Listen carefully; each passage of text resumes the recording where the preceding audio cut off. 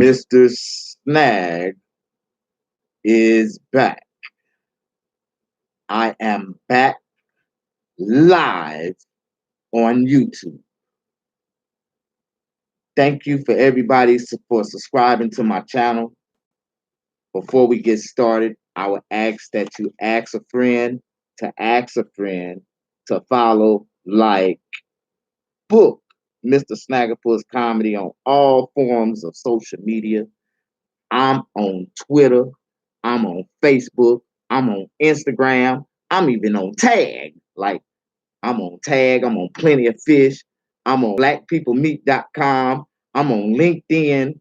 I'm on every social media platform as Mr. Snaggerpuss Comedy.com.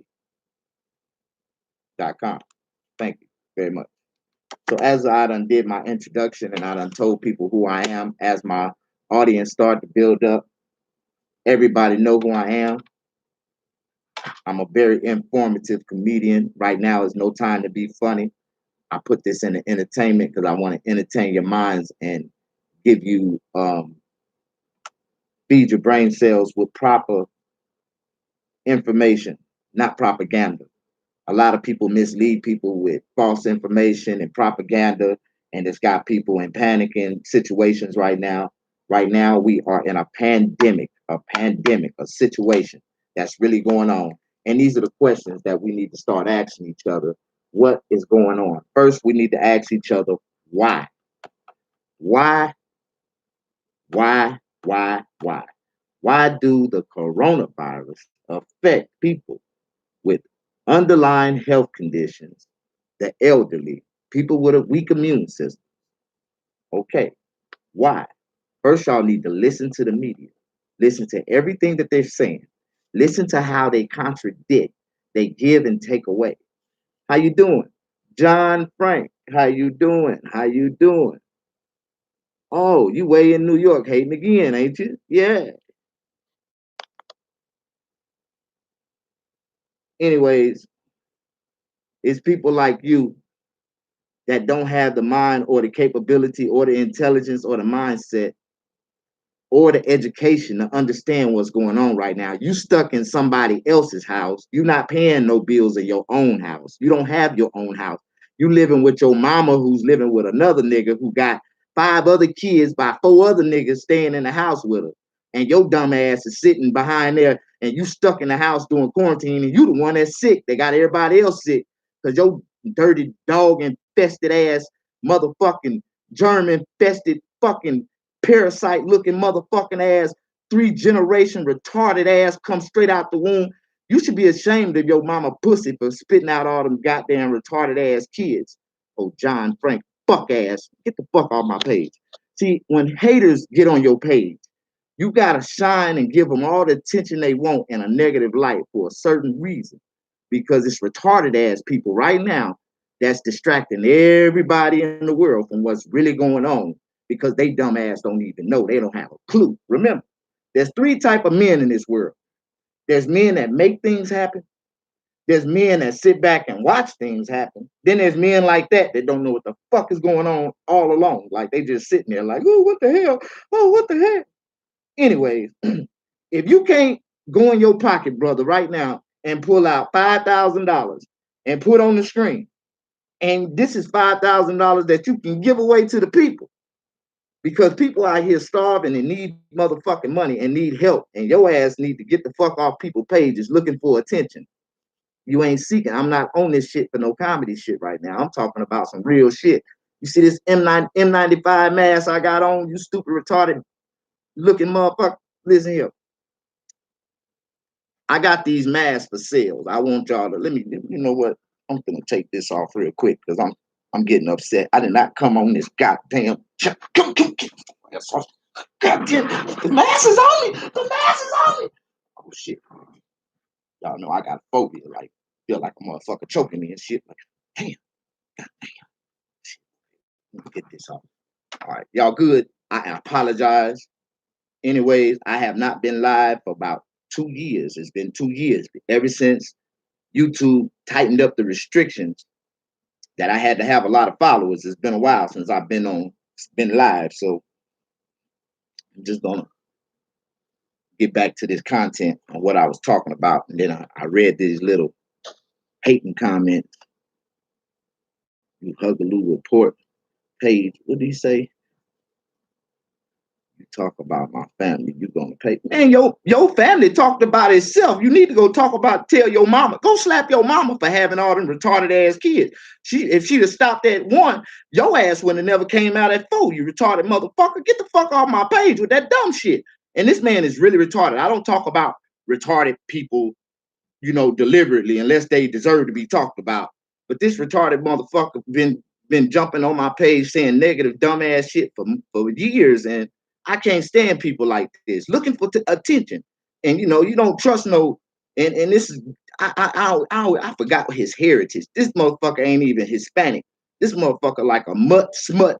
He like Cuban, Mexican, goddamn Puerto Rican, and Dominican mixed all together and with some goddamn mud and shit. But his mama had 5 retarded out of 6 kids. Like only 1 came out straight.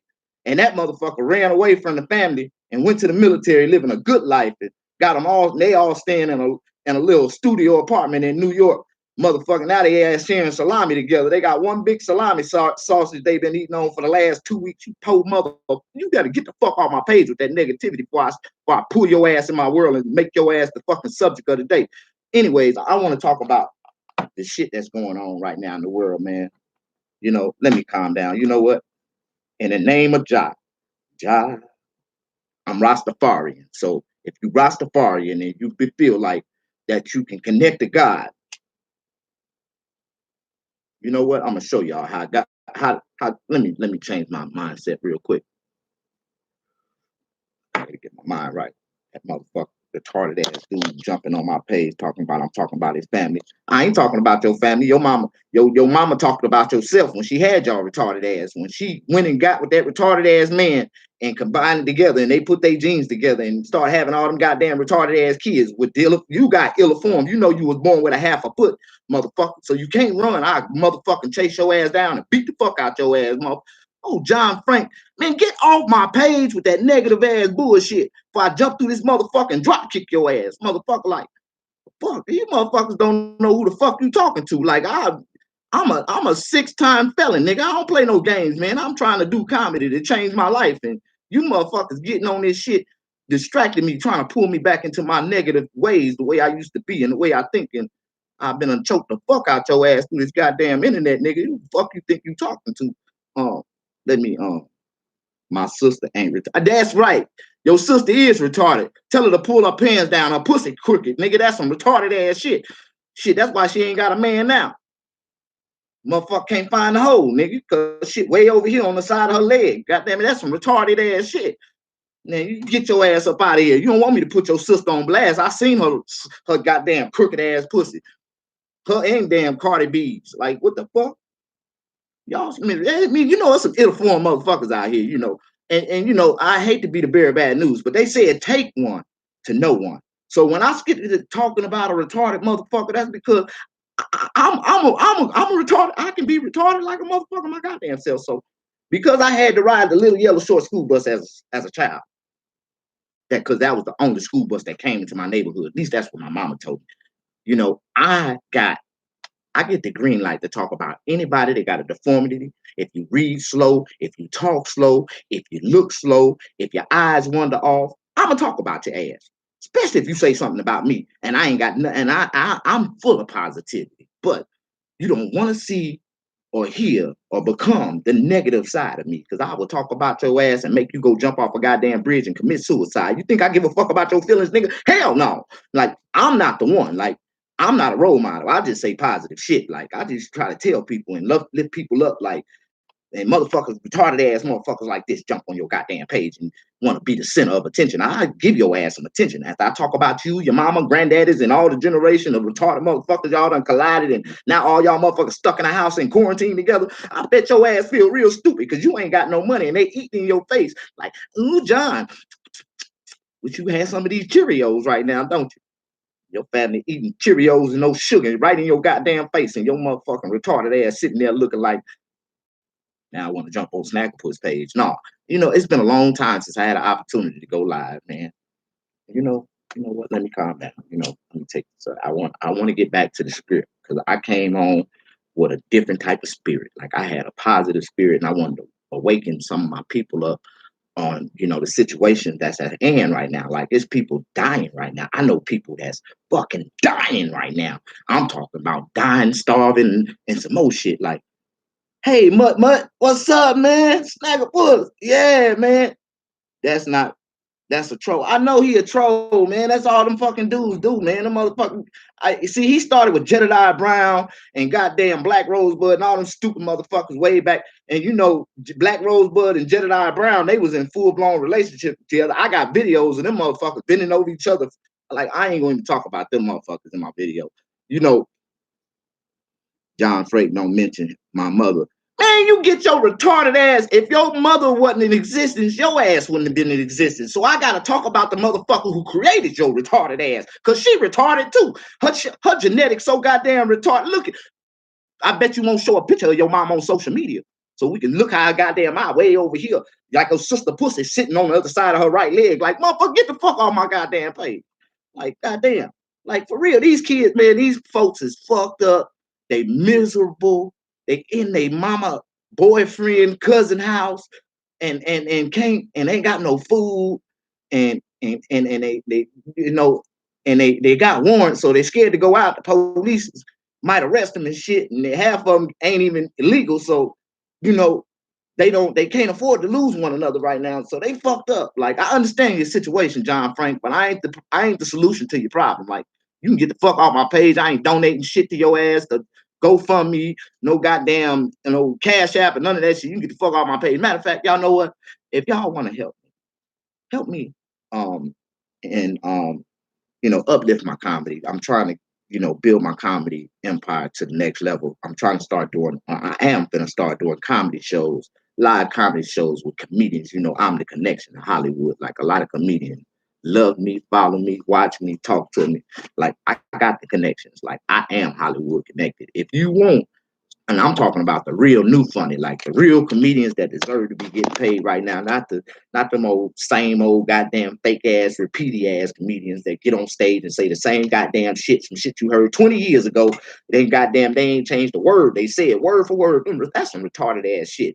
When you get on stage as a comedian and you say the exact same goddamn jokes, word for word, the exact same damn way, every goddamn time. That's some retarded ass shit. You gotta feel kind of retarded within yourself after about the third or fourth time you get on stage repeating that shit. Listening to niggas, you gotta have a repeated set. You gotta have a guaranteed repeated set. Like that ain't no repeated set. That's just you said some shit in a funny way one time and motherfuckers liked it, but it ain't always built for the next audience to be that way. So you can get on stage and say the same shit the same way in front of the next audience, and guess what?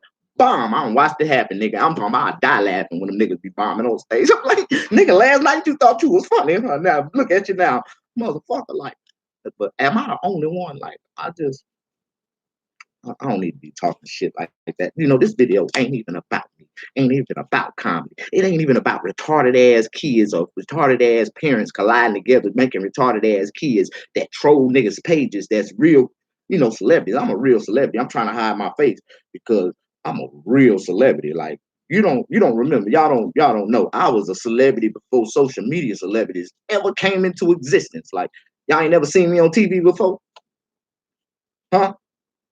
You ain't never seen me on TV before. I done been on Cops, Police Scariest Car Chases, goddamn the criminals that never made it, like for real. Scared Straight, like I was the first program. That's what sucked me in the prison system. Like they took me to Scared Straight and I came out laughing. 2 weeks later, I was in jail. Like that's some bullshit. Like it's a lot of shit that they say that's positive in America that kind of distorted and fucked my life up as a child. Like, I try to tell people this shit all the time. I'm like ancient old. I never reveal my actual age to anybody. Everybody know I'm or they think I'm in my 40s, but I'm really like in my 30s. Like I just like on my birthday I turned 28. I'm a motherfucker, like for real. Look. I got all this long ass hair. Look at this. Ain't none of this weave, prosthetics, none of that shit. I got over 12 inches of hair with not one gray string in my hair, and I'm well over 40. I just want to put it like that. I'm well over, and I don't use Beijing, and I ain't got no grays in my beard. I ain't looking like old ass Kevin Hart and all them other motherfuckers y'all be watching that y'all like. They fake as fuck, but I'm a real comedian. You wonder how I'm real? I'm the realest nigga comedian that ever hit the stage because I do it for the people that was raised in the projects. Like, if you ain't never had shit or never came from shit, if you sold drugs to get everything in your life, I'm that comedian, man, that you should follow. Like, if you ain't never had shit, like never had credit, ain't never went to school, like graduated, like never graduated from high school, but some kind of way you ended up in college. Like, if you was like that, then you should be following a nigga like me because I have college degrees and I never made it past the fifth grade. Like the fourth grade was the highest grade I completed, but I got stuck in it. Well, I got snatched out of the fifth and robbed of my education when I was only 11 years old. Somewhere off in there. Yeah, and my stories are true. I don't know about the rest of you niggas. My life is real. I'm a real comedian. I started doing comedy the day after I got out of prison after serving 17 years of my life in prison. Like, and I woke up. Like, I woke up with a high conscience and I had a second chance to live. And I did it. Like, I swear to God, like, I done been in places, I done been in rooms in Hollywood full of white folks and white girls with their titties out. I'm talking about cocaine, caviar sitting on the table, nigga, even though I don't do cocaine. And they got liquor, drinks, and goddamn bitches jumping off the stairwell, sliding down poles, like dual poles coming down the stairwells. Like, I done been in all that shit. I done had fun. I done lived it like I supposed to. Why was you in prison? Well, I went to prison, man, for crimes that I did not commit. You know what I'm saying? I ain't gonna lie. I didn't commit them. And it was what it was. Like, I can't fully, explode. I don't give a fuck, nigga. The first time I went to prison as a kid, man, I went for armed robbery and murder. You really want to know? And it wasn't even murder. It was like attempted murder. I shot a white lady like 7 times with a 25, and she was fucked up. Like, she was paralyzed from neck down. She needed a shit bag, and I don't know why the fuck she didn't die. Like, I'd have got less time if the bitch would have died. But they saved the white bitch and they hung my ass. Like, they put me on public execution trial like that for real. The only reason why I didn't get the goddamn death chamber because they was trying to charge me with goddamn capital murder. Because when you commit 2 crimes at once in Mississippi down south, they got this big high state the shit where they try to enhance the charges to capital murder so you can get the death penalty. But because they found out I was 11 years old when I committed this offense, they was like, God damn, we can't hang this nigga. And it was too many niggas. At that time, that's when niggas was about to start to get free. This was like 1988, 89. And they was like, God damn, like, we can't hang this nigga. Matter of fact, we can't even bring this shit to fucking public attention. And so, my family had money. My grandmother had money, and she hired me a couple of good attorneys. They kept the noise down. They kept me, they kept the shit down. They sent me to prison. They sent me to, first they tried to send me to a juvenile reformatory school. Then I went into the reformatory school because I was in there with a life sentence and I was already destined for prison. They told me when I turned 18, I was going to prison. I was going to big prison. They was just, fattening me up there with them badass kids. So because I couldn't, or how do you say, because, they say misery love company. I couldn't stand to be or watch other kids go home and shit. Like, I'm sitting in there, they come in there with 10 weeks and I got a life sentence.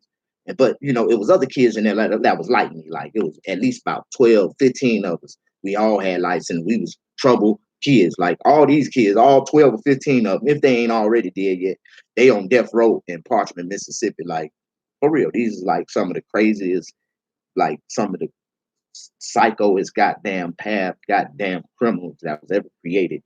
That was, some of my friends, like not me. They my friends. Like, I was a badass kid. They was bad, but they was badder than me. I wasn't that goddamn bad, but some motherfuckers get away. I'm just gonna put it like that. Some kids, everybody don't get caught. Like, you got to remember that side of the story. It's like a story an old man told me a long time ago. Said, son, a lot of people commit crime. Everybody don't get caught. And if you don't get caught, I ain't saying that it was for you. It's just that God looked out on you for you not to get caught, you know. And a lot of people don't get caught. A lot of people, and over 90% of the people in the world on did something wrong. It's just that, half of them don't get caught. So if they get away, they get away. God bless them. But for brothers like me, that, sometimes we got away, sometimes we made the mistake and fucked around and got caught. You get caught, God damn it, that's a sign from God that shit wasn't meant for your ass to be out there doing. Like, and I used to tell people that shit all the time. Like, so I want to talk about the shit that I did as a kid, the shit that got me robbed from my education, what got me robbed from my childhood, my life. Yeah, and I'm just talking about this shit. This is just a short snippet of the story, not details and none of that crazy shit. You know, I'm I'm a brother to struggle. Like I said, I did get incarcerated when I was 11 years old. I did, but like I said, my grandmother had money, and she paid loyally. She paid plenty to get me out of the place. It's just that by the time I went in, I got even more corrupted, and I kind of missed my friends. And I went out, I got out, but I did some fucked up shit, even fucked up worse than the last time. And I went back, and the system is a revolving cycle because I talk about this. I'm writing this. I'm writing this book, my memoir, my bio, my story, my book, and I talk about the revolving cycle of the juvenile system and the penitentiary system. Like, those 12, 15 kids that had juvenile life sentences with me, that had sentences that was bound for penitentiary, they all was in prison waiting on me the day I walked through the door. Like, they was in there waiting on me. Like, damn, what's up, D? He home. And because I was the troublemaker of all troublemakers, like, all of them became my friend because I ended up beating their ass. In some type of way, we got into it when we first collided because we always thought we was the baddest kids. And when you think you're the baddest kid, you got to prove to the other kids that you are bad. So every one of my friends, we locked up face to face, and I whooped their ass. It was what it was. And every day we seen each other, I whooped their ass, and it was what it was. Until they tapped out, shook my hand, we became friends. It was what it was. Nigga, I ain't going nowhere. Every day, nigga, this is the way I felt. I'm ready to fight. Like, and I was that type of motherfucker that just never stopped coming. And, eventually, if you don't never stop coming, whooping a motherfucker ass, eventually they're going to bow down. So it wasn't that they bowed down and kissed my ass. They bowed down to know that this nigga right here is not going to stop coming. Goddamn, win, fight, lose, or snow, nigga. We finna fight every chance I get. Like, bust your ass open. So I tell people this shit, man. And out of those 17 years that I served in incarceration, I let everybody know I was 11 when I went in. I was 30 years old when I walked out that motherfucker. And when I walked out of prison, I swear to God, it was like a dream. To me, it was like the day I walked in. I seen it the day I walked in, the day I came out. And I was like, God damn, this shit crazy as hell, nigga. But I'm 30 years old. I done missed all the best years of my life, man. White folks, man, done took some powerful years of my life. Like, I ain't gonna say call them white, but down south, because majority of the people who incarcerate you, well, all the people. I used to tell people this shit all the time. Like, all the circuit judges was white. The ones that gave you time was white in Mississippi. So if you went to prison, white folks sent your ass. It wasn't no nigga. Like, you might have had a nigga attorney. It might have been a nigga DA. It might have been a goddamn nigga on the goddamn city council. But them circuit judges, the judges that have the power to send your children to prison in Mississippi, all them motherfuckers was white. And they kept it that way for years and years. And they pushed the cocaine laws. They pushed goddamn, they put a lot of brothers and sisters through, a lot of, genocide. That's what it was. Cocaine was actually placed in the neighborhoods of black neighborhoods. Like, the drug dealers that became big drug dealers was actually picked out by the FBI, the CIA. They knew these niggas. They was popular. Nigga, all you needed was the coke, motherfucking make the shit choke, nigga. Like, and they took these people, man, and they made these people big drug dealers. And all along, they was getting the coke. Their main suppliers was the CIA or the FBI or the police themselves. Like, all of them had a hand in that shit. Like, and I tell people this because I know for a fact I done got the drugs from the police. They done gave me drugs that was taken and killed, Mike. How about you do this for us. Since we can't catch the goddamn sharks, we don't even want the sharks. We just want the little fish. Like, that's the way the police work, man. They don't want motherfuckers that they know they can't fuck with. Half of the damn narcotic agents that I fucked with, goddamn it, I went to school with them niggas. Like, but when you start to realize that the game is really tainted, like everybody at the top is connected some kind of way to them folks, man.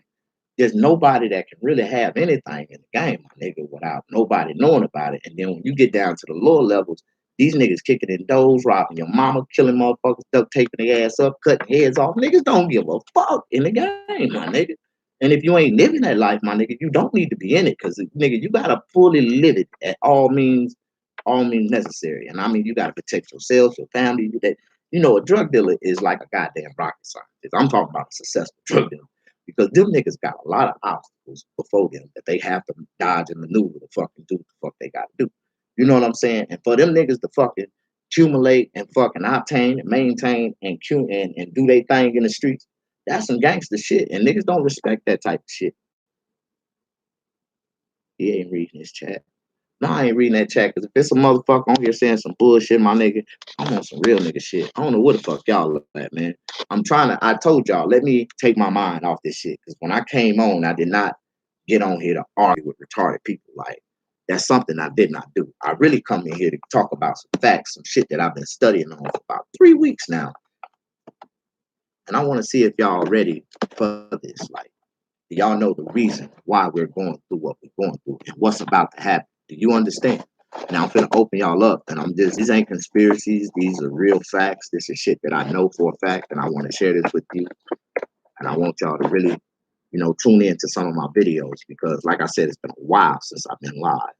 And I need my audience. I need my audience built up. I need at least another 1,000 followers, subscribers to my page. And if I can get 1,000 subscribers to my page where I can go live from my phone when I want to, man, I'll be in the game. Like, I went through all kind of obstacles to get back live on YouTube, but I had to go download the studio, then download the Chrome, then upgrade the damn data. Like, I had to go through some dips, ins and outs, and some more shit, what it was all about to make this video just appear.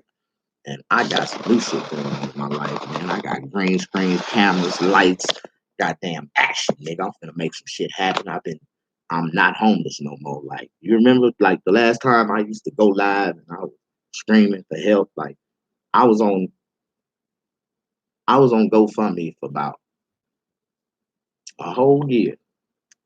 And some of my followers, the people that follow me on YouTube right now, sunk me a couple dollars, like, but I needed help. I needed some real help to get out them streets and get out my situation and win my son.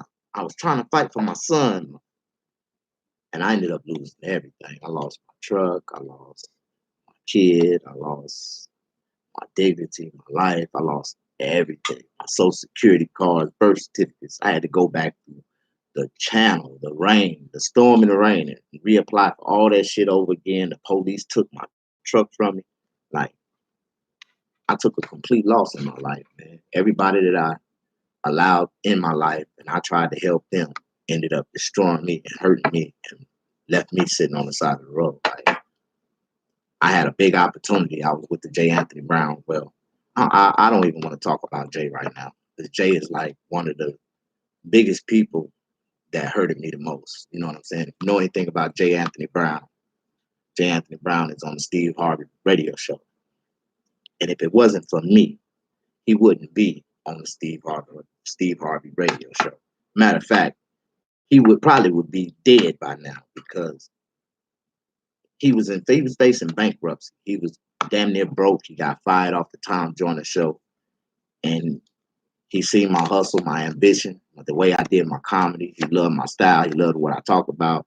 And he asked me one day, he came to my truck, and he asked me, he said, "Man, Snag, I got this project I'm working on. I'm trying to start my own show. And if you can help me get it off the ground and get everything rolling, you know what I'm saying, it'll be able to, pay you lucratively. Like, it'll help you, it'll change your situation, and you'll be able to pay it forward to other comedians." I'm like, all right, cool. So I helped him start this radio show, the J. Anthony Brown radio show. And in the beginning, we went through like 3 different co-hosts. Never could get the right sync co-hosts going. Then we got this one comedian named Courtney Black. Courtney Black was a perfect combination. The show started to roll. Everybody liked the combination. Everything was going good. So we ended up shooting a whole bunch of episodes, a whole bunch of segments, and they pitched the show and sold it. The show went syndicated.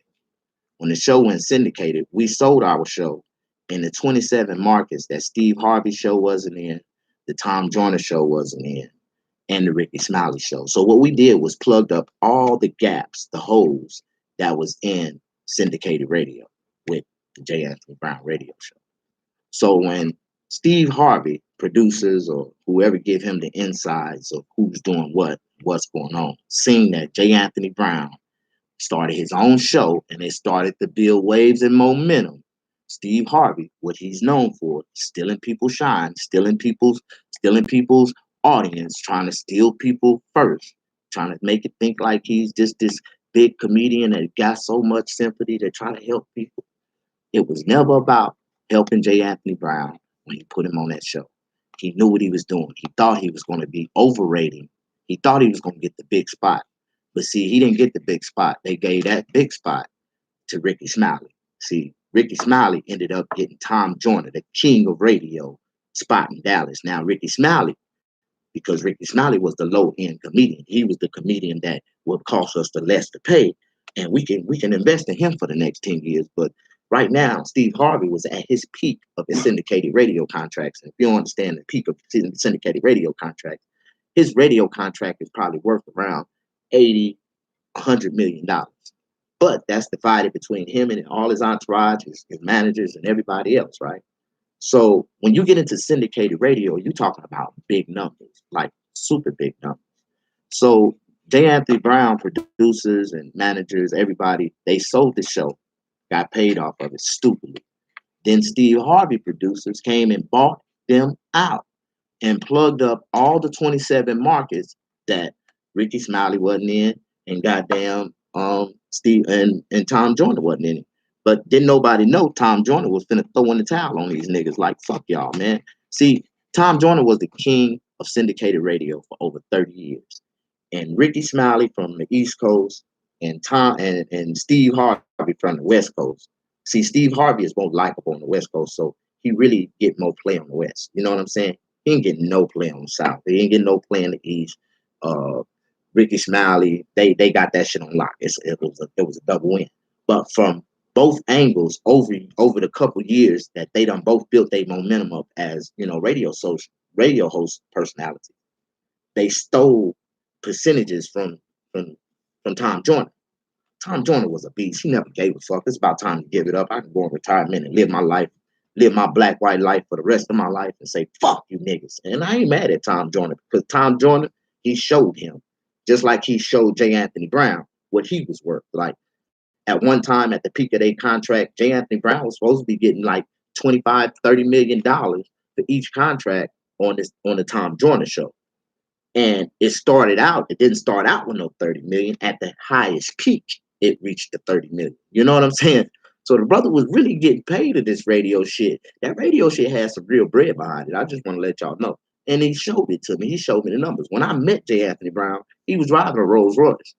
But just like they say, stupid niggas, they don't buy Rolls Royces. They lease Rolls Royces. They rent them, or they was paying on them and realize down the line they run out of money and they can't finish paying for them and they get repossessed. And his shit got repossessed. I remember the day it got repossessed. I was right there. He asked me to help him get the shit up out of the motherfucker because they taking the goddamn Rolls. I was like, damn, Jay, I just took this motherfucker to the car wash and I had fucked around and hit the curb on that motherfucker trying to turn it too quick and knocked off the little patch on the bottom of that motherfucker. But didn't nobody recognize it. But anyway, that ain't what I was talking about, man. You know, I need to calm down, man, right now. I'm gonna read some of these comments on the side. John, that's a troll. Oh, you saying that's not John? That's a troll. Okay. Don't mention my mother or sister. It's not John, honey.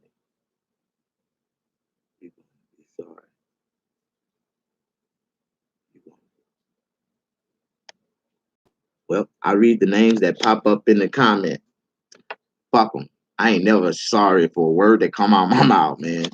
Cause I real talk. This dude, if you can't tell me it ain't him, it's the same way that the other dude pops in fucking with motherfuckers. See, what he don't understand is that I'm not I'm not like the rest of these comedians or the other people that he think I am. Like I'm not gay. I don't do none of that dumbass homo.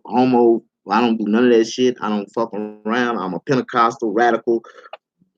I'm I'm radical, man. Like I believe in God Almighty to the bottom of my heart. Like, and I'm Rastafarian, so I believe that you gotta smoke to connect to God. Like, don't get it twisted. I believe. I believe. Also a Methodist. I'm a Baptist. I'm a Buddhist. I'm a Catholic. Why? Because I went to every one of those churches and I joined them. I just didn't walk in and I just didn't go one service. I went multiple service. I joined them until they kicked me out and I moved on to the next. I used to be a Jehovah Witness.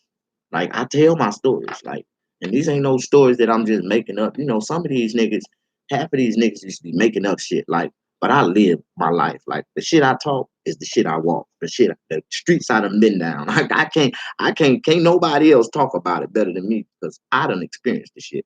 So I really didn't even, I really didn't, let me catch my mind. I want to get back to the serious shit right now, the serious subject at matter right now. The subject at matter is the coronavirus. I just want to let y'all know that. I want to get to some serious points, and I want to see if y'all can relate to this. Let me see if I can get anybody to relate to some real serious shit. Susan Ann, how you doing? Susan Ann, Mutt, all those churches kicked you out. Damn, man, I done got into it with preachers. I done got into it with bishops. I'm talking about, man. But you got to understand, I have a degree in theology. So when they say something to y'all that y'all don't know what they talking about, they can't say that bullshit to me. I'm going to correct their ass with the word and scripture and in the origin of where it fucking came from. Like, come on, man. You dismiss me, man. That's what's wrong with half of these motherfuckers now. And this is what I'm talking about. When I say half, 99% of the churches that is opened in America, the pastors that sit on the pulpit are motherfucking liars, goddamn manipulators, and fucking scam artists. That's what the fuck. And I said 99% that I stutter, motherfucker. That's every Catholic, goddamn, all these motherfucking churches that's allowed to be ran in the United States are full of shit, man. And y'all sitting up here going and participating in that bullshit. And this ain't got nothing. I am a God-fearing man. I love God. I believe in the word. I believe that he is the maker, the creator of this earth. But guess what? Not man. Not man. And I'm gonna tell you this. Not one of these buildings that man has built and said it is a worship or church. Man, these people are not worshiping God. These people are not living by the words of God. Not one of them. And y'all sitting here following these people, looking up to these people, got respect for these people. And all these people is working for the devil.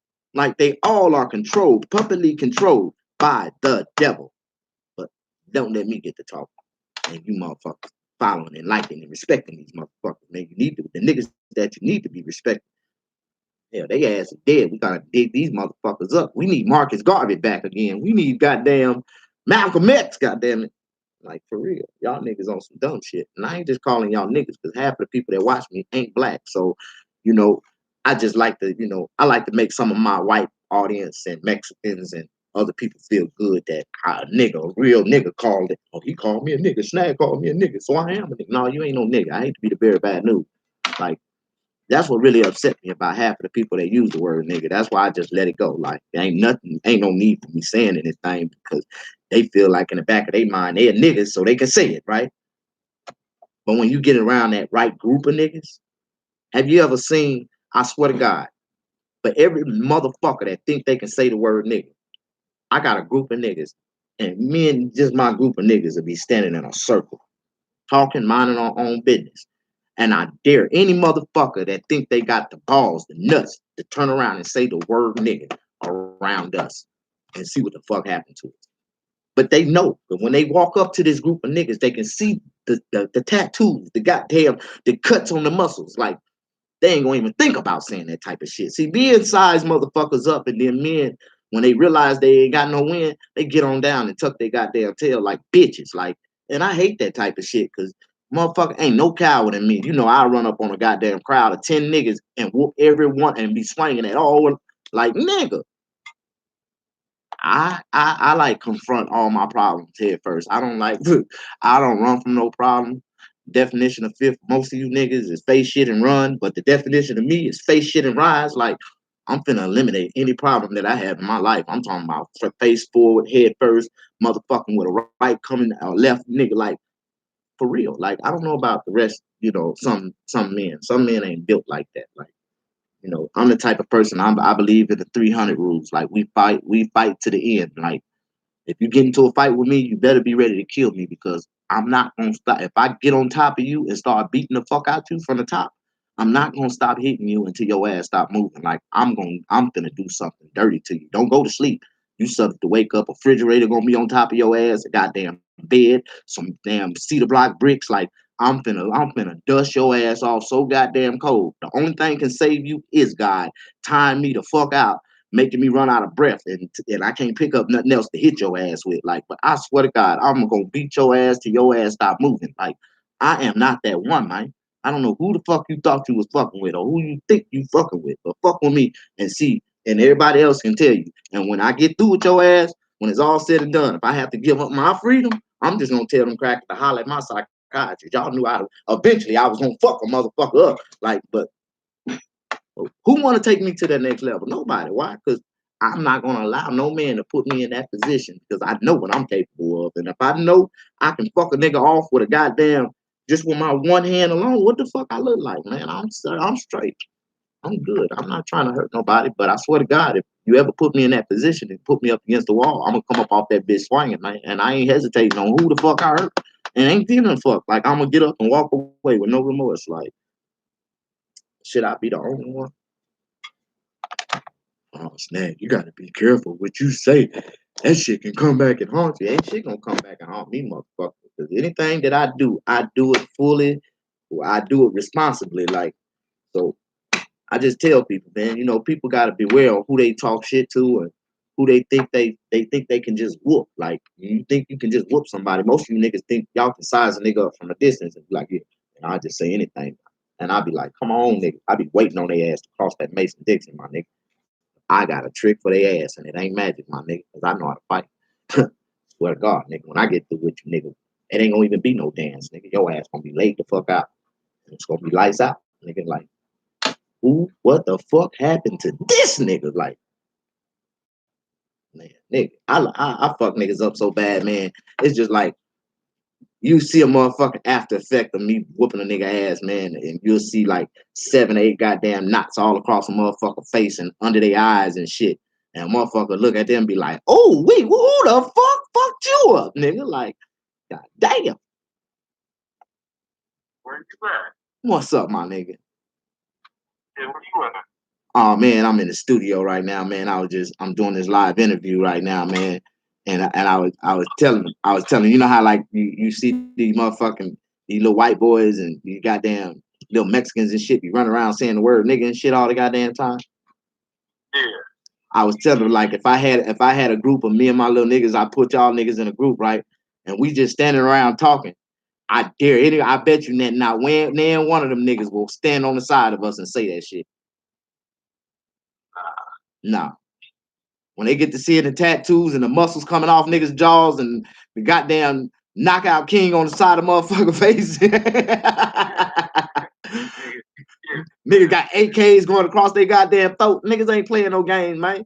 We been on motherfucking beat the fuck out them niggas, man. I be telling these niggas, man. Motherfuckers say they say what the fuck they want to say around people they know they can get away with that shit. Like, you know what I'm saying? But when they get around some real goon, like them niggas be really in tune, nigga. They ain't saying shit. They watching. They real quiet and collective and shit, all scary and shit. You know what I'm talking about? Yeah.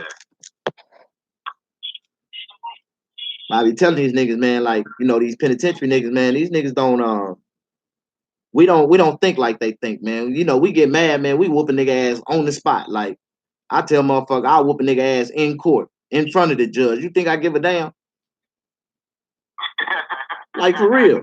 And then get on the judge ass if he had anything to say about it. Like, nigga, fuck you too, motherfucker. Like, I done said fuck you to the judges before, like plenty of them. Like, I done said it. I didn't, you know, you know, I just tell them like it is. Like I said it, but at the time it was just me, you know, expressing my frustration. And I meant it, shit. You already know I meant that shit to the bottom of my heart, nigga. Fuck y'all. What you been up to, man? Shit. Let's just finish moving this shit in. I'll just use your name for the reference on Instacart, nigga. Oh, that's cool, nigga. They gonna let you in? I'm about to see. All right, man. I'm gonna get back to the studio, man. I got like 12 people watching me right now, man. I gotta get on.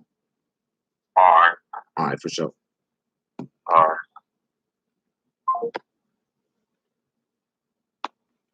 My nigga Gucci. Y'all know Gucci Mane, right? Y'all my nigga. Y'all ain't hear his voice, right? That's Gucci. Like that's the real Gucci Mane. Like, that's my nigga. We was in the pen together. Hey, check this out.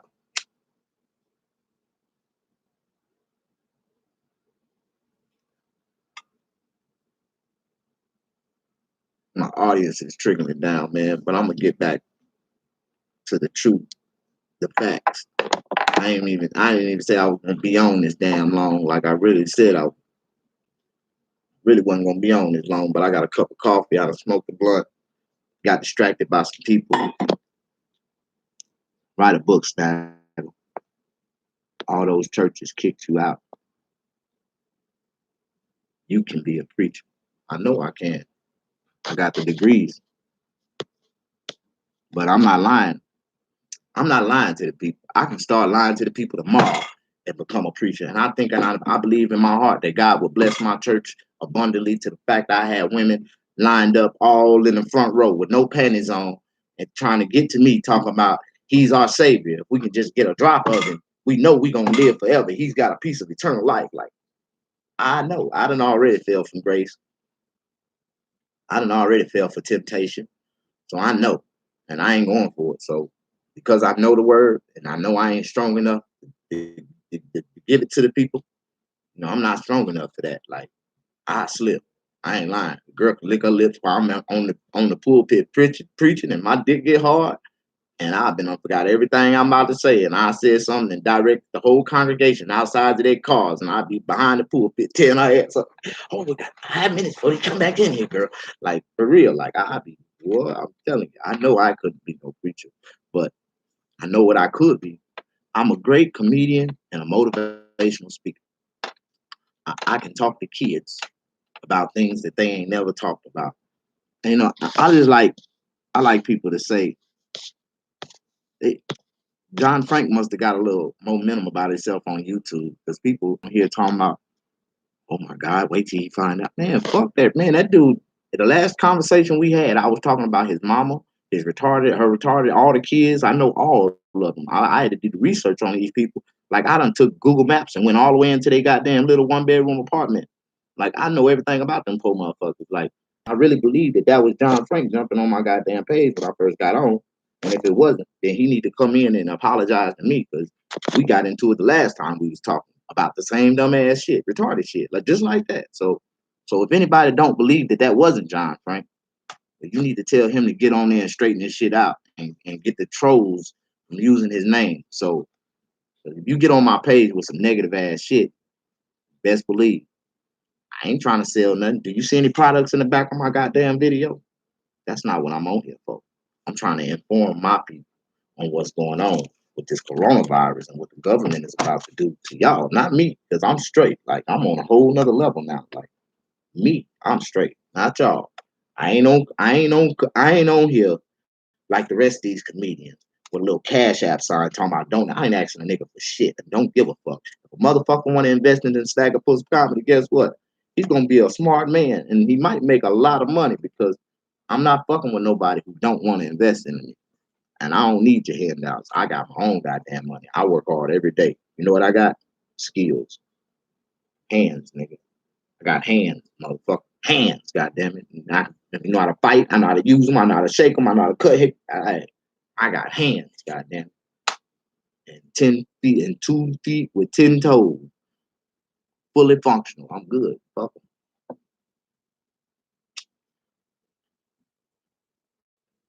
I love everybody who watch me, who like me as a person. I don't know how strong I am. I threw a couple of stories out there. I was talking about some shit. J. Anthony Brown.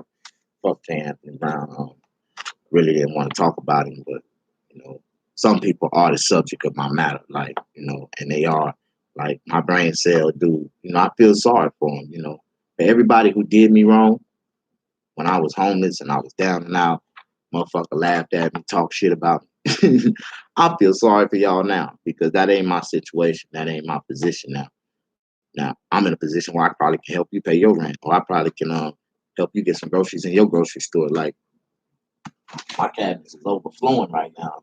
I don't even know what the fuck I want to eat, but I ain't tripping. I'm not like the rest of you. I got a heart. God put it on my heart to help somebody. I'm gonna help. Like y'all remember, I was feeding the homeless when I was homeless. So that's funny, man. I'm just an angel, man. I'm just a messenger. And it's always funny, man, that they always kill the messenger. Like they always hate on the messenger. Like I used to be a fool. I used to be ignorant and dumb and retarded, do stupid shit, say stupid shit, just like they ass. Like, and then I started to, wise up, man. Some real wise men got in my ear and they told me some real shit and they made me think. And once a black man start thinking, that's a dangerous tool. That's something that no man wants the black man to do. Don't let a black man think, because when he think, he gonna come up with something that's very intelligent, and it's gonna be outside of the rim of the way they think. So it's a lot of things that happened to me as a child. I knew I was one of those prodigy ones, one of those ones that held the secret key. Because, and I ain't gotta say too much. It's in my DNA. I know that I come from a special family, a special bloodline. Now, the reason why my family was killed off is because there was a lot of people that hated on my family. Like, you know what I'm saying? Like, my family didn't do nothing fucked up and crooked. Them niggas just like you said, they were so senile and naive to the fact, big hearted. A big hearted gets you killed. You can't help nobody, man. People don't. They have other intentions. You know what I'm saying? You can try to help somebody. Like I tried to help J. Anthony Brown build that show. In the beginning, he told me he wasn't going to be able to pay me. I was like, all right, cool. But he knew my situation. He knew that I was in a fucked up situation. He knew so much where he tried to accommodate me with he'd give me a meal or something at the goddamn club every night. He always got on me, call me, make sure I'm straight. Give me $50 here, $50 there. But he also always, every time he gave me the little change, he'd be like, this is just gonna be a little bit, man. In a minute, man, you know what I'm saying? You ain't gonna even have to worry about it. Like this ain't nothing what I owe you. You know what I'm saying? I like, all right, it's cool. But you help people, man, and no matter how much you help them, if they got, mismanaging budgets, problems. Like Jay spent a bunch of money on, a bunch of stupid stuff for other people, not just him. Like he bent over backwards for some other people that he helped a lot. Like a lot of people sucked Jay dry. Like all those producers, they didn't do shit unless they had their hand out. Now, other than that, the money that was promised to me, that's the only thing I ever checked it for. Like, man, what's up with my check, man? When they gonna pay me, man, so I can handle me some business. I never got that check. And they sold that show for thousands and thousands or hundreds of thousands, or whatever they fucking got it for. I know it was big money because it was syndicated radio. And they split it up. J. Anthony Brown when he got a bigger contract on the Steve Harvey show. Yeah. It's like in comedy, man, you got to get big enough to where people believe in you. And as a comedian, if you got people believing in you, then you got a manager, you got a publicist, you got a representative, you got people that's behind you because they believe in your comedy. And if you're not that strong as a comic, then you're not there. You shouldn't never be on nobody's show without legal representation. You shouldn't be doing no shit like that, helping nobody without the right people helping you legally get through that shit. Because I missed out on a lot of money, man. And I could have sued him. I could have went back and tried to sue him in civil court. But I couldn't find how do you say? I couldn't find an entertainment attorney in a timely manner before the statute ran out to sue him. So they ended up getting away. You know what I'm saying? I'm not mad at them. But now they ain't even got the money. 2 years later, J. Anthony Brown was on goddamn social media talking about he was dying of cancer. His asshole was turning out. He had colon cancer or some shit. And at that time, I was still mad at that guy. Like, I jumped on that dude in his inboxes, on his live feeds. Was like, hey man, before you make any motherfucking payment to any goddamn doctor for any kind of cancer treatment, you need to pay me my goddamn money you owe me for that show, man. Like, I was really fucking hurting, man. I was down. I needed my money. They never paid me my money. I never got paid. But they sold that show. They sold my voice. They sold my ideas. Then he went and tried to take some comedians and try to steal one of my good ideas that I wanted to go out to schools and talk to kids and promote the radio show. This nigga tried to take two other comedians and did the same dumbass shit, and the shit didn't go nowhere. But they didn't even know what they wanted. They didn't even know what to say. I got a different type of speech when I talk to kids to stay in school because I used to be one of those troubled kids. I used to be that kid that was always getting in trouble. The teachers didn't like me because I was a smart ass, and they knew who I was. They knew what my mental capability was. They knew that I was a special child, but it was the system was designed to, like, if you didn't have serious guidance, like the right proper guidance, mother, father with money, sending you to the proper school, you know what I'm saying? That was on your head in your life, doing shit, make you do shit. Like, them kids, the only kids that grew up right. Like the other kids, the ones that had free will, the ones parents were never around, wasn't doing shit. Them kids didn't grow up right. They didn't have no right morals, no right examples to grow up off of. So they went off on pre-assumptions of their own. You know what I mean? So there's a lot of things I want to talk about. I am so glad I was able to shoot this video.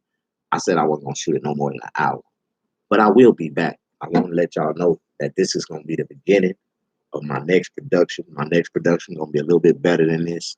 I'm gonna pull out. I'm gonna jump into the studio. Get behind my I'm gonna get behind my newscasting screen, and we're gonna have some fun together. I just want y'all to share this video. Um, no, I can't say share it. No, I got 2 minutes, and I need to tell y'all the conclusion of what I'm gonna talk about in this next video because I never really got it out. And this was about the truth, the lies, and the facts about the coronavirus. The truth about the coronavirus, that it did start in China. It started in China, but not in Wuhan, China. It started in Hong Kong, China. It was cast on the people in Hong Kong, China. I'm gonna tell you the story, the connection that show you, that'll tell you, and the Chinese spy that the U.S. government have in custody right now that has admitted to the U.S. government that Chinese manly made that disease. Remember, they just arrested a scientist, a bioscientist engineer for helping sell, like, this disease was built and cast, and they used an American, in China. And I'm gonna have all the story in detail for y'all to understand that this is bigger than what the government is telling us. But it's something in that disease that the government is not telling us neither, because this disease is targeted towards Black people, older people with underlying health conditions, um, a lot of people, weak immune system people. Like this, a lot of people is dying because a lot of the doctors aren't performing any procedures right now. Nothing is going on. Everything is over. Everything is dead. The dentist is, a lot of people dying of oral problems. Like, it's a lot of stuff going on. Ooh, I want to just stop at 1 hour, but if I stop, then I'm gonna miss out. The reason why I was just speedballing, I was gonna cut off the camera. I'm gonna let a few more minutes roll out because everybody know that I don't do nothing scripted. Like what I'm saying right now isn't written sentences or questions. These are just these are these are questions that I ask myself, and I know how to parallel answer them to y'all through the script. So, but these are questions that you should be asking yourself right now. Why? Why is the government lying to us the way that they lying? They say it started in Wuhan. We know it started in, and I know for a fact. Now, don't get it twisted. When I say this, you have to do your own research to come to the conclusion that this disease was caused in Hong Kong. It was cast on the people who was protesting against the Chinese government. I keep saying this in one short sentence to make a long story short. But after they cast this disease on southern China, all down through there, they supposedly said that it spread it to the top. It never made it to the main Chinese regime. It never made it up there. They just said it did, but it never did. That's why they locked down the borders. But they got another border that they locked down to block them from getting to the front. Like, you know what I'm saying? Everything in China is dictated, man. Like, but all these countries that fuck with China admire China for their dictatorship. They just don't know how in the hell did they get 3 billion people in line like that. Now, if it was a way we can pull that off, how can we do that? So you got to think about this pandemic. You got to think about the panic that they're causing through the media. You got to think about the lies that the media is telling you, that they keep contradicting what the officials is saying. Like, have you went out lately? No, you've been stuck in the house. You've been listening now. But have you been to any hospitals lately? Have you noticed that there's nobody in none of these hospitals? Half of these hospitals are short staffed. Like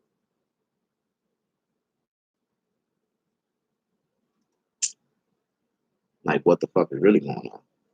Like nobody's inside of these waiting rooms. Nobody's inside of these emergency rooms.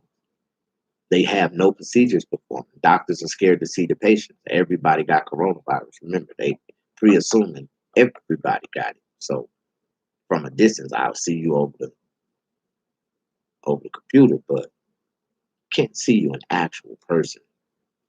I can't touch you and really look at it real good, then I really can't diagnose it properly, right? Wake up, people. You know, this is more than just about a virus. This is about immigration. The people who's dying is the baby boomers. Yeah, them 60s, them 50, 60, 70 babies. They need y'all eliminated. And you know, it's fucked up that I'm in that equation, but they want us dead. Because if we die, then they can push their full agenda. Or if enough of us with power die, then they can push their full agenda. The 5G towers, the radiation causes the flare up inside of the coronavirus that flares the body. They have a proven fact that the radiation, yeah, it erupts certain illnesses and disease, makes them stronger, makes them compulsive, makes them make headaches start. Like 5G, those towers. Trump just approved the 5G tower um, bill. Like you got to pay attention to what's going on. There's a lot of laws. There's a lot of other news that's not being projected before us because the media is, how do you say it, saturating our brain cells with the coronavirus, all this. The numbers are steady rising. The numbers ain't rising. People ain't even going to these testing sites. Half of the testing sites were scams. Half of the testing sites was people trying to do private what they call private testing. It was like they wasn't putting nobody on the front line at first. They was letting people volunteer to come up with these results themselves. And so they would go out and collect the samples and send them to the lab. These wasn't real government, county, um, health department approved testing sites. Like these wasn't the health department workers doing these testing. No, these were private companies coming up, setting up tents and scaring the shit out of people and telling them that they infected 2 weeks later. Some people ain't even got their results back, and it's been about a month. Like, there's a lot of things that I want to talk about. And why is the question? Why are they constantly lying to us? Why are they constantly trying to pump fear into us about this disease? When then they say it's airborne. No, it's not airborne. They say it ain't airborne. They say it, they take it away. Then they say it is airborne. You got to wipe down everything. You hear the lies? It's airborne. It's not. If it can be on your carpet, if it can be on a box for 24 hours, if it can be on plastic for 48 hours, if it can get on your clothes, if you walk outside, anything you touch contaminates your gloves, it's airborne, right? So what makes you think that it can't get on your dog and the first thing you do is grab your dog and kiss him, you hug him, and you get it? They said it's not transmittable from animals, right? They give it and take it away. But then they said a tiger in New York came up positive. Like, a tiger. Like, who the hell tests a tiger? Like, y'all just stuck a damn swab up his nose and said, you know what, let's test him for COVID-19. Now, this is a fact that I want to throw out there to y'all. The diseases are labeled. The numbers are by the year that is actually it comes out. You know that, right? COVID-19 is because that in earlier 2019, around September, October, November, September, October, the coronavirus, the SARS-like disease was attacking people in southern China, Hong Kong. And people was protesting getting sick then, but then nobody know what it was until it started into an alarming number of people that's just started falling out in the middle of the streets, rushing to the hospital, respiratory symptoms and stuff like that. Until that came about, them people was out spreading that shit for months. Ever since, I know for a fact that that disease was out before Halloween. Right before Halloween, I seen an article in the BBC. And this is BBC News. This is world news. When you watch world news, you see other clippings of other shit that's going on in the world. And it was talking about a SARS-like disease back then. People are getting sick. This is way before Halloween. Like, then the month of October goes around, November comes around, December comes around. Why did these people didn't alarm the people then? I'm gonna tell you why. Think about all these holidays. You had Thanksgiving, you had Halloween, you had Christmas, you had New Year's Day. Right around New Year's, they feel like, you know what, that's enough. They celebrated the main holidays and they done spreaded this shit real good. Think about it. How many people you know that done died of colds and of flu-like syndrome right around Christmas time or November, Thanksgiving?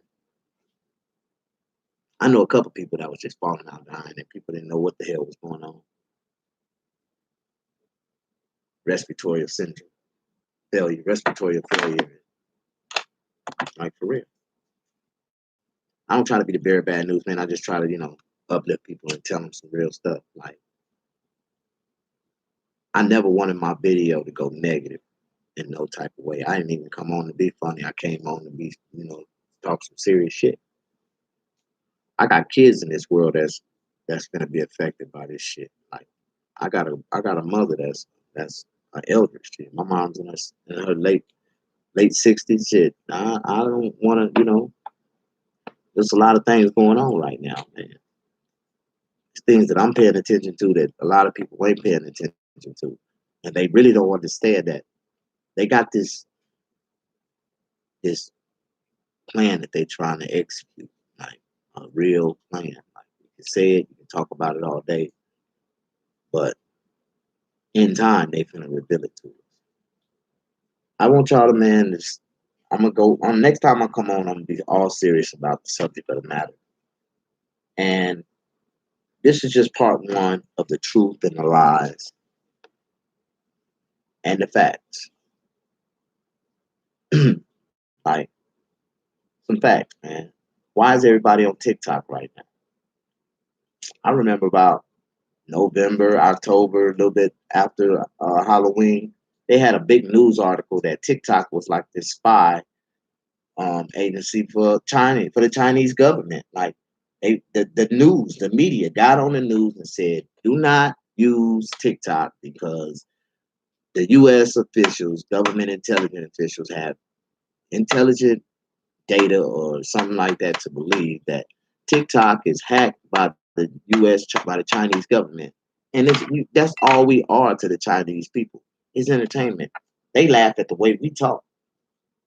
They laugh at the way we walk. They laugh at the way we act. Yeah. They understand our conversation, our language. Yeah. But they laugh at it. Not knowing that the funniest shit in the world is hearing them trying to speak our language. Like trying. And they think they got it. And that's the funny shit. Like, man, you are funny. What's up, Snaggle? What's up, Jarrell? How you been, man? How y'all doing? I'm building my audience up, man. I'm just talking about some truths, facts, the lies about the coronavirus. I got distracted, man, when I first got on, man. This dude, John Frank, got on here talking negative, leaving negative comments, man. It kind of distracted me, man. Almost gave me a damn headache, man. But I smoked one and calmed down a little bit, got back on track, man. I started talking about the facts, the ways and the do's and the don'ts of life, man, and what's really going on in the churches, the bullshit, what I'm saying, these lying ass preachers, like for real, man. Man done made a disease to prove to y'all that God that they talk about ain't real. For real, man. That God that they talk about ain't real. Like, nah, y'all need to reevaluate all the guys that y'all following right now. Like everybody in America. Like I shouldn't be the bearer of the bad news. Snapping you out of pocket talking about my mom and sister. Way out of pocket. That's good, brother. Well, I can only tell facts. I don't, talk about people that I don't know about. I had to do some research on your mom and sister and you and your brothers and your cousins and your grandmama and your granddaddy too. Like I did research on y'all. Like I got a whole little 3-4 pages. So I can go down your whole damn family timeline, your family. If that's really you, like don't get it twisted. Never want to become the subject of my day because I was studying on you, man. I just want to let you know. I just left you alone because I realized that you're not worth my time. You're not nowhere on my level. Like I'm on a whole nother level, man. I got kids your age, man. And what you fail to realize, if I really wanted to reach out and touch you, I got a daughter so fine, I will make her get on social media and twerk and shake her ass and get a whole bunch of niggas in New York to come hunt your ass down. For real. Just off her ass videos. Like that's the type of person I am. Like, but I wouldn't do no shit like that to you, man. Because you're not worth my time or my energy, man. You ain't got what I'm doing. You ain't your intentions, your how do you say, your mission in life ain't like my mission in life, man. I'm different. I try to, I'm trying to open the minds of the people and trying to pull people together and let's create something that'll take care of all of us. Like let's do something that's bigger than all of us. Let's save our children while we still have a chance. Let's build our own schools. Like we as black people need to come together, man, and we gotta come and and get representation for ourselves. We need our own political party. We need a black political party inside of the United States political parties. It should be Republicans, Democrats, conservatives, and blacks.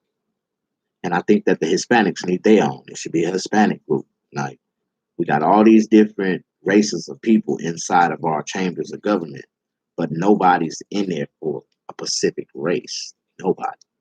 No, even though they say they for their people, they really not. One, they're for the government to join the other side so them and their families can be well taken care of and protected. She sucked the whole trip, the whole tip. John Frank TV Live. This is helpful review. See, they're the type of people that get on my inline.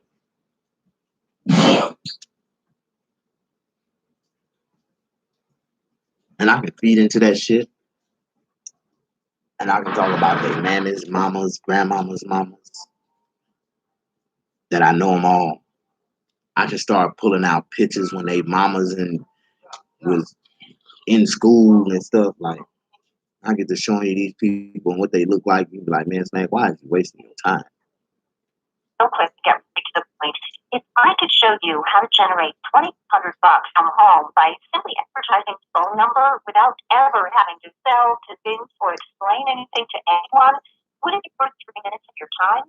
Right answer. No. That's what everyone says. Press 3 on your telephone keypad right now and hear a 3-minute recorded message containing all the details. Press 3 right now for our $2,500 per week system, or press 9 to be removed. Thank you. Don't call me back. No, I don't prank call people, man. I don't. I really don't. But I do prank people who call me. Like, that's what I do. Slap the shit out of you, midget ass. This message is helpful to you. You dusty. Ooh.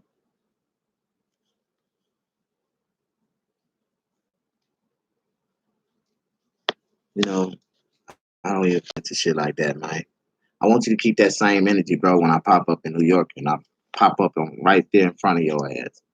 And you look at me before you realize that I'm standing before you and you be like, hey, man, I know you from somewhere, man. Where I know you from? And before I say the word snaggerpuss and reach down from the bottom of hell and slap your ass all the way to the top of the goddamn, you're going to hit the top of heaven, nigga, because you're going to hit the bottom dirt, bottom top of it. Like, boom, and God going to kick your ass back down all the way down the hill. Then I'm going to kick your ass in the face right before you shoot past me again. Like, you're going to learn, man, who you fucking with and who not to fuck with and learn how to control the tiplet of the things that come off the tip of your lips, Mike. You know what I'm saying? The tip of your fingers is what I'm talking about. Like, I don't waste my energy with no, you ain't even a man if you say shit like that, Mike. You're a kid, a child, a motherfucking, eminent, like are you a real minority, brother? You can't even make decisions for yourself. I feel sorry for you, Mike. You know what I mean? I really do. Anyway, I would eat your food.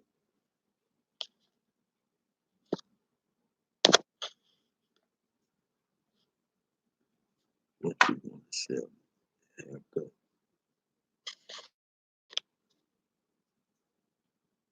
Trailer park.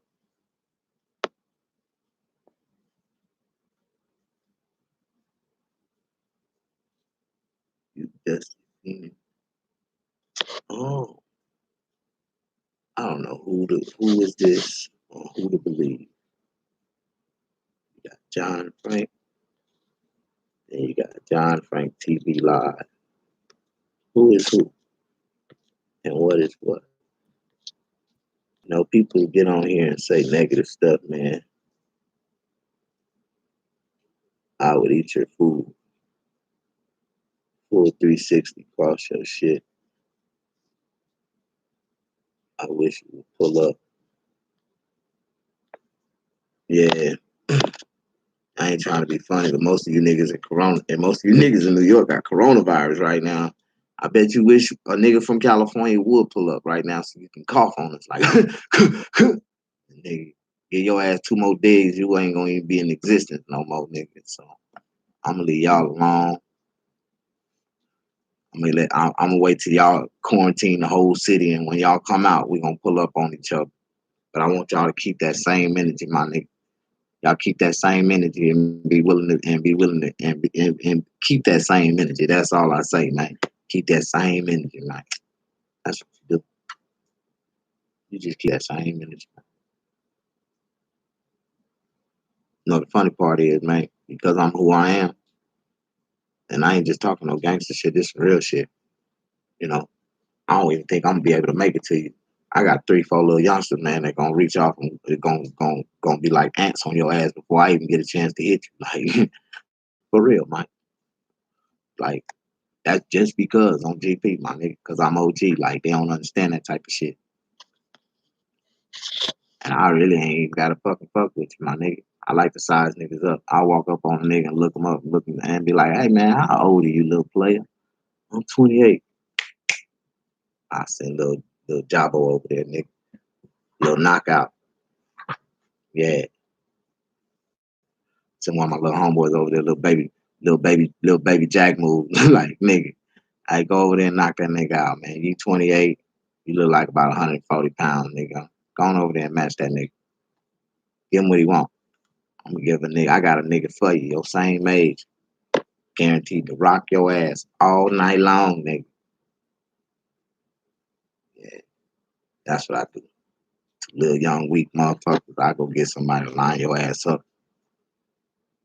I don't even want you. I want to be. I'd rather fight your dumb ass daddy for fucking making your dumb ass. Like your daddy be like, "Why I gotta fight the nigga, man? I ain't had nothing to do with that shit." No, nigga, I want to fight you because your stupid ass son. If you'd have never made him, nigga, we wouldn't even be in this situation right now. So he getting your ass whooped and his ass whooped together at the same time. Cause after I whoop his daddy ass, I'm gonna turn around and beat the fuck out that nigga at the same time. Like that's what type of person I am, man. Believe me, my nigga, if you ain't got no fighting skills, and I do know how to fight, like I love to fight, like I've been fighting all my life. So I tell people this shit, and I don't believe in the rules of fighting. There is no rules of fighting. So I'm like I said, you subject to it. If I wake up, if I ever get on top of you, my nigga, you might as well go on and tell your mama to call the funeral home service and tell them you need a closed casket. Matter of fact, you don't even need a casket. Nigga, you gonna just need a box because ain't nobody gonna want to look at your ass the way I'm gonna fuck your ass up. Like you can go on and cancel Christmas, nigga. Like and tell your people to go on and no, you know what? Because you know a lot of y'all can't even afford a real burial right now, and I think that cremation is going to start to go up because a lot of people gonna start using common sense. Like I can't have a funeral, can't invite everybody to the funeral. We can at least have a cremation, and we can pass the nigga jar around through the mail and shit, let people mourn over the nigga, like shit like that. You know what I'm saying? But for me myself, and I don't condone on stupid shit like that, man. I just try to stay away from people like that, man, and try not to.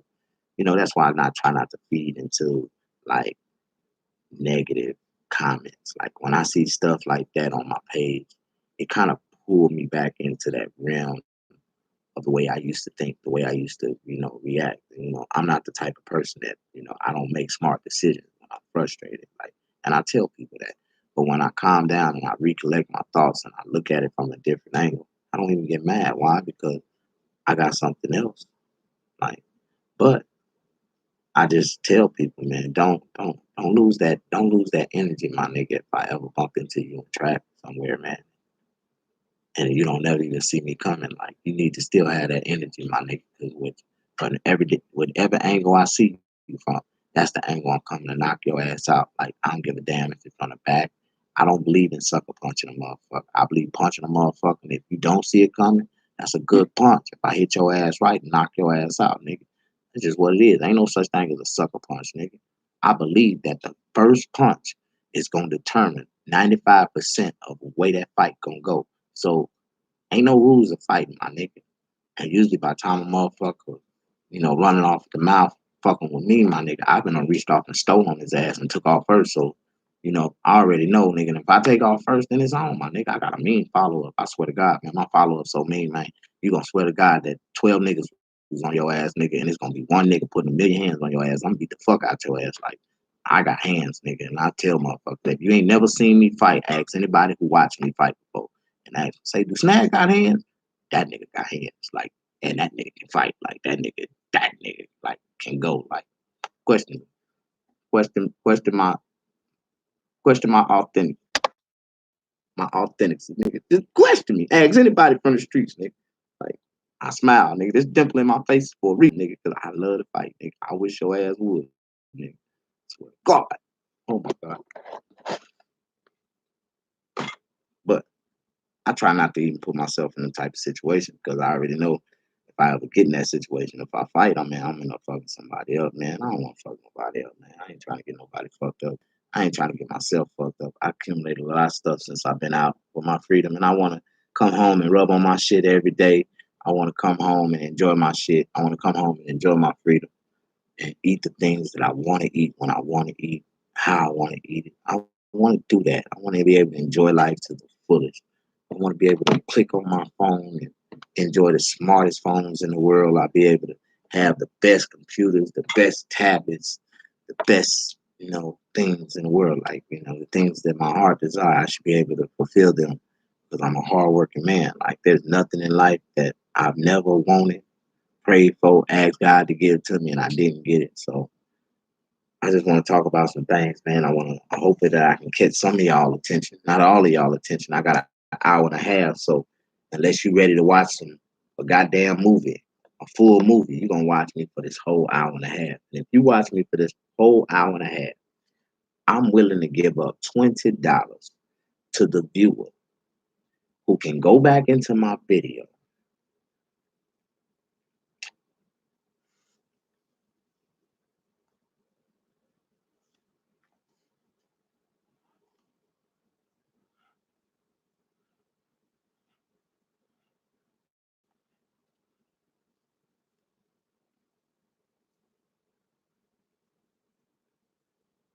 and tell me, you got to listen to my videos to win money too. I just tell people this. I want you to go back into my video and tell me, what was the name of the city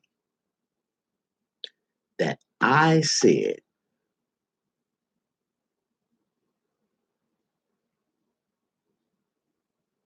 the coronavirus was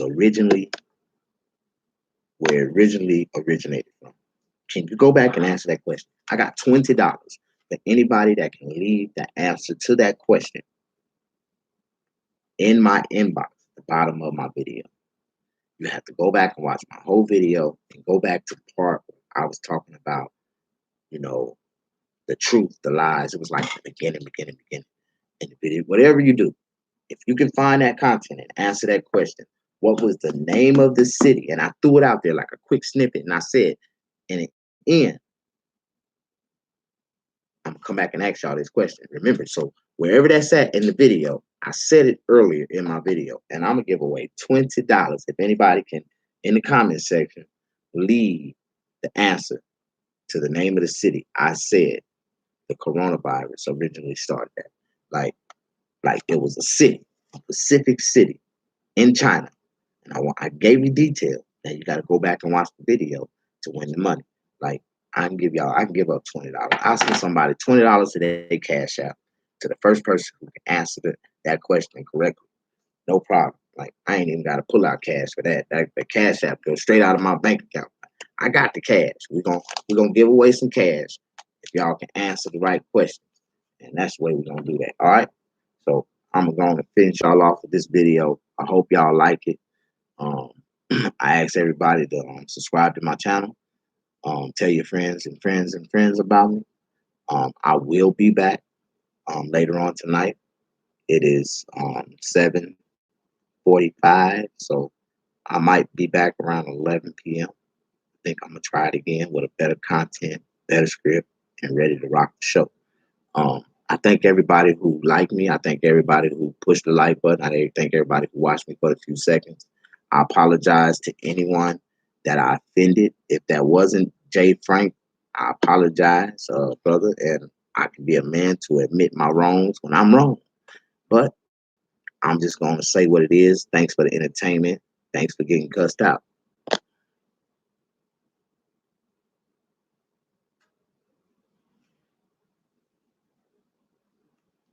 Yes, I want to end this video right now.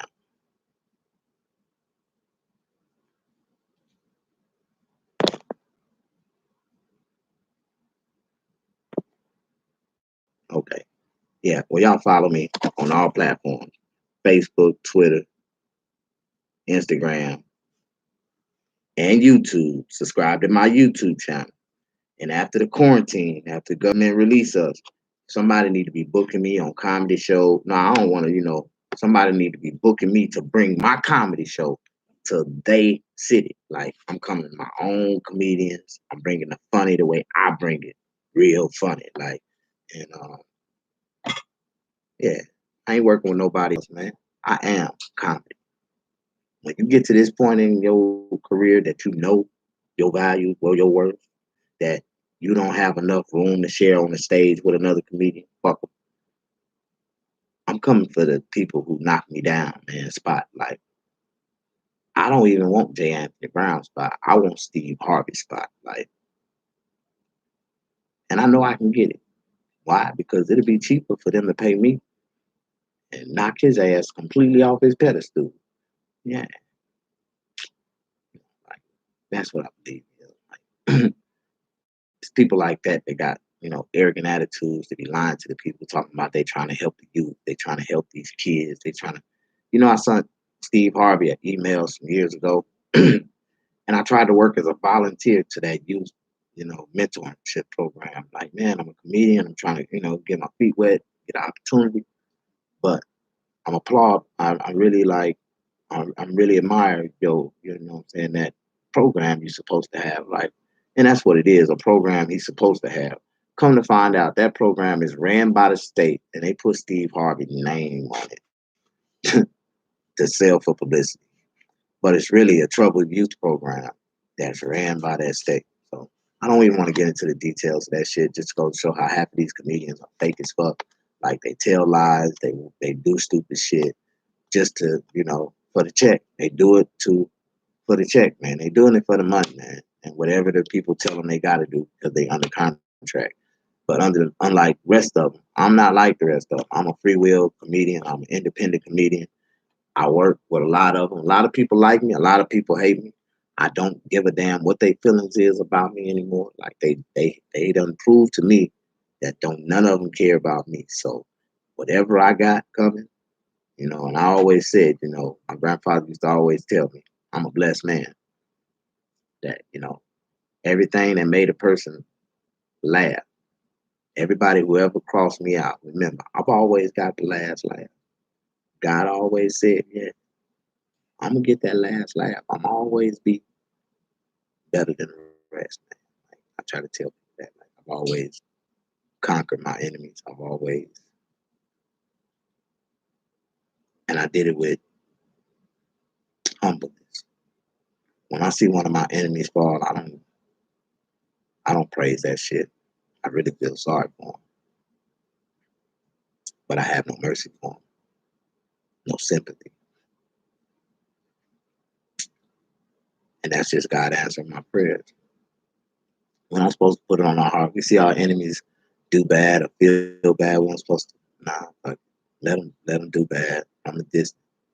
God is soothing your heart that they gonna get fucked up or they getting fucked up, and you gonna be all right. You gonna be better. Like, so sometimes you just gotta move forward in your life.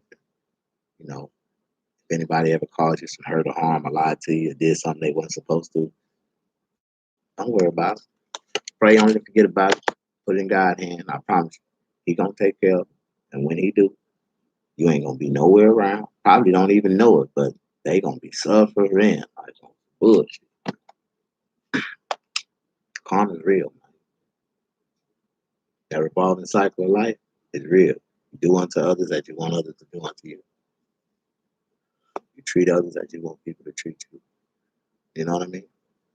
And once people start to embrace that concept in life and start living by it, good things start to happen. Don't let me be the bearer of bad news.